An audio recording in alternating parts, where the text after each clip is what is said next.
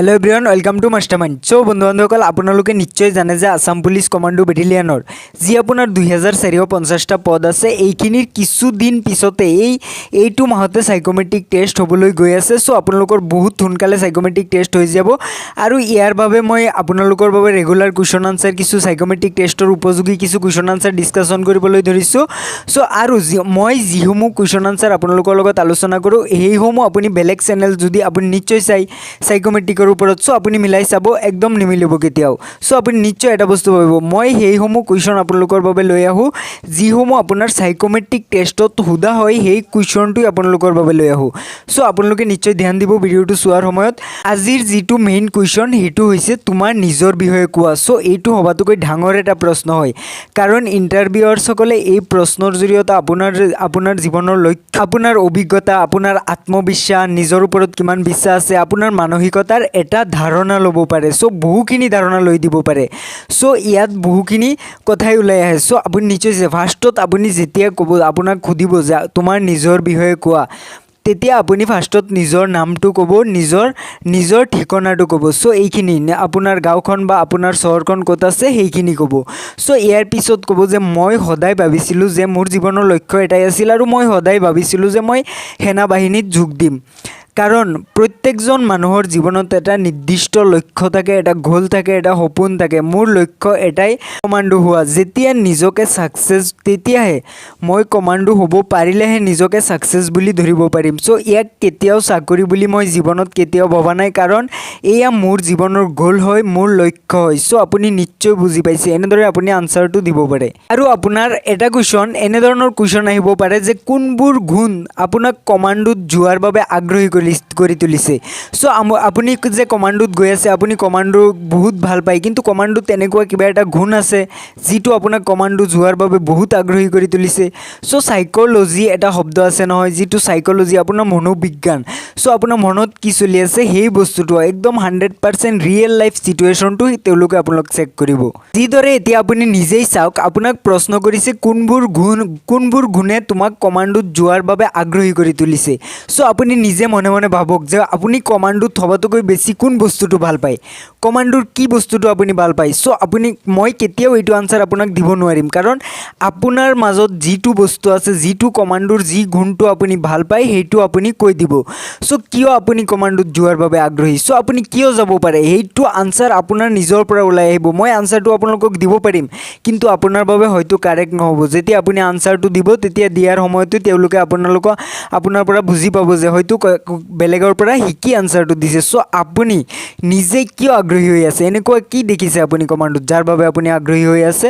So আপুনি সেইটো answer দিবলৈ চেষ্টা কৰিব। আশা কৰোঁ নিশ্চয় আপোনালোকে বুজি পাইছে।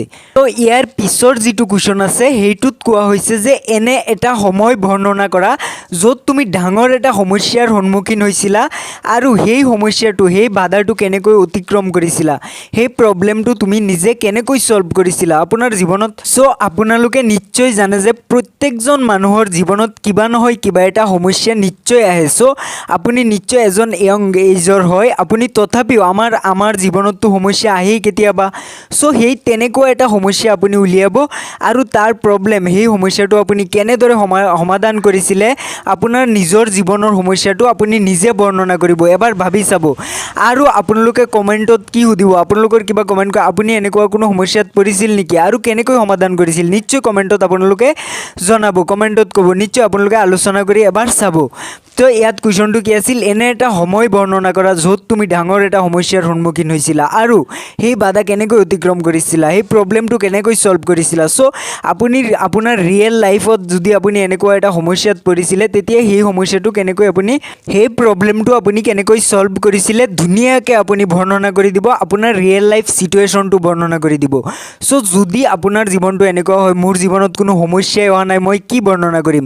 সো আপুনি কেনেকৈ আপুনি ফিজিকেলৰ বাবে প্ৰিপাৰেশ্যন চলাইছিল কমাণ্ডোৰ বাবে আপুনি এটা ভাল নম্বৰ পাইছে সেয়ে আপুনি সাইকোমেট্ৰিকত গৈ আছে সো আপুনি কেনেকৈ প্ৰিপাৰেশ্যন কৰিছিলে আৰু কি কৰিছিলে সো এই গোটেইখিনি বৰ্ণনা কৰি দিব পাৰে আৰু যেতিয়া আপুনি প্ৰিপাৰেশ্যন চলাইছিলে তেতিয়াতো আপুনি নিশ্চয় কৰবাত নহয় কৰবাৰ পৰা কিবা এটা মটিভেশ্যন পাইছিলে কমাণ্ডোৰ বিষয়ে সো আপুনি কি মটিভেশ্যন পাইছিলে সেইখিনি আপুনি ধুনীয়াকৈ বৰ্ণনা কৰি দিব ৰিয়েল লাইফ সিচুৱেশ্যনটো আপুনি নিশ্চয় বুজি পাইছে সো ইয়াৰ পিছৰ যিটো কুৱেশ্যন আছে 3 নম্বৰ ইয়াত কোৱা হৈছে মোক এনে এটা সময় বৰ্ণনা কৰা যেতিয়া তুমি গিভ আপ কৰি দিব বিচাৰিছিলা কিন্তু গিভ আপ কৰি দিয়া নাই সো আপুনি চাওক সৈনিকৰ জীৱনটো এই কুৱেশ্যনটোৰ লগত বহুত গুৰুত্বপূৰ্ণ হয় আপুনি নিজে এবাৰ ভাবি চাব ইয়াত কোৱা হৈছে মোক এনে এটা সিচুৱেশ্যন এনে এটা সময় বৰ্ণনা কৰা যেতিয়া তুমি গিভ আপ কৰি দিব বিচাৰিছিলা কিন্তু গিভ আপ কৰি দিয়া নাই তুমি কামটো কৰি গৈছা সো আপুনি নিজৰ জীৱনৰ লগত ৰিলেটেড এনে এটা আপুনি সিচুৱেশ্যন এনে এটা সময় আপুনি বিচাৰি উলিয়াব য'ত আপুনি যেতিয়া আপুনি গিভ আপ কৰি দিব বিচাৰিছিলে ধৰি লওক আপুনি কমাণ্ডোৰ 4.8 কিলোমিটাৰৰ ৰেচ মাৰিব লাগে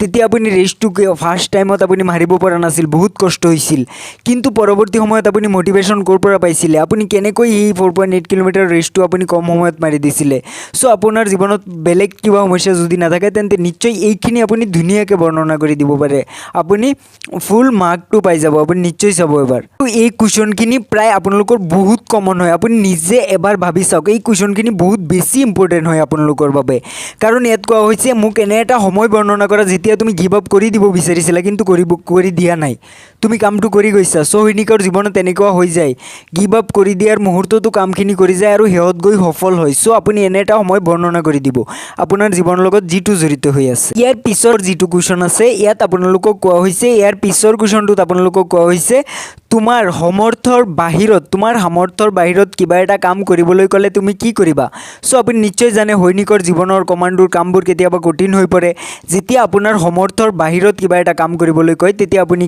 কি কৰিব সো এই কুৱেশ্যনটো বহুত বেছি ইম্পৰ্টেণ্ট হয় আপুনি ধ্যান দিব আনসাৰটো কেনেকৈ দিব ফাৰ্ষ্টত আপুনি নিজে সেই কামটো কৰিবলৈ চেষ্টা কৰিব ইয়াৰ বিষয়ে ধুনীয়াকৈ আপুনি ভাবিব চিন্তা কৰিব কামটো কেনেকৈ কৰিব লাগে অলপ চেষ্টা কৰিব আপুনি ফুল চেষ্টা কৰিব কৰাৰ পিছত যদি আপুনি চাই যে কামটো নহয় তেতিয়া আপোনাৰ যি টিম আছে টিম লৈ আপুনি চেষ্টা কৰিব যদি তথাপিও নহয় তেতিয়া আপোনালোকৰ এজন হেড থাকিব আপোনালোকৰ মুখ্য এজন হেড থাকিব তেওঁৰ ওচৰত যাব গৈ আপোনালোকে আলোচনা কৰিব তেওঁৰ পৰামৰ্শমতে কাম কৰিব নিশ্চয় আপুনি বুজি পাইছে যেতিয়া আপুনি সৈনিকত যায় তেতিয়া প্ৰতিটো কাম নিজৰ ইচ্ছামতে কৰিব নোৱাৰে আমাৰ হেড থাকে আমাৰ এজন মুখ্য এজন থাকে তেওঁৰ লগত আমি আলোচনা কৰোঁ তেওঁ দিয়া ৰুলসমূহ আমি মানি চলোঁ আপোনালোকে নিশ্চয় বুজি পাইছে সো বন্ধু বান্ধৱীসকল আপোনালোকৰ কিবা কমেণ্ট কৰিবলগীয়া থাকিলে নিশ্চয় কমেণ্টত জনাব কাৰণ আপোনালোকে যি সুধিবলগীয়া থাকে নিশ্চয় কমেণ্টত সুধিব মই যিমান পাৰোঁ আনসাৰ দিবলৈ চেষ্টা কৰিম পৰৱৰ্তী ভিডিঅ'টো আপোনালোকক কৈ দিব চেষ্টা কৰিম আৰু যদি আপুনি আমাৰ চেনেলটো ছাবস্ক্ৰাইব কৰা নাই তেন্তে নিশ্চয় কৰি ল'ব কাৰণ আমি সদায় এনে ৰিলেটেড আপডেটসমূহ আপোনালোকৰ বাবে লৈ আহোঁ সো আজিৰ ভিডিঅ'টো এইখিনি